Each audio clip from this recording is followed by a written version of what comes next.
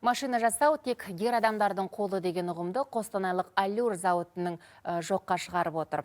Қазір мұнда 700-ден астам қыз-келіншек жұмыс істейді. Және олар көлік құрастырудың күрделі технологиясын меңгеріп алған. Автоөндірістегі арулармен тілшіміз жүздесіп қайтты. Дәнекерлеу цехы бұл автоөндірістегі технологияның ең бір күрделі түрі. Қиыннан қиыстырып әр бөлшегін дәнекерлеу аса біліктілікті қажет етеді. Айнагүл Ильменский осында 10 жылдан астам уақыт жұмыс істейді. Ал оның ізбасары Валерия Савченко әзірге студент. Электр дәнекерлеуші мамандығы бойынша автозауытта тәжірибеден өтіп жүр.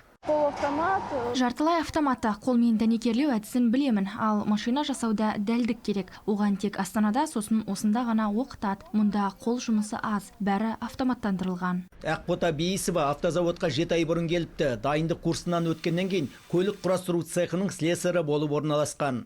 Тек қана ер адамдар емес, әйел адамдар да қолынан келеді екен ғой деп ойладым да, сосын осында жұмысқа кірдім мен.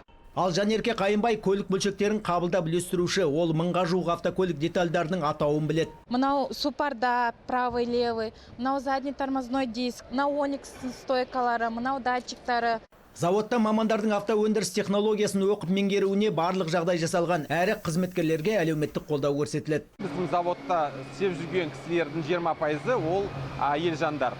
531-і өндірісте істейді. Азаматтардан жұмыстары кем емес. Олардың барлығы өз жұмыстарына ұқыпты.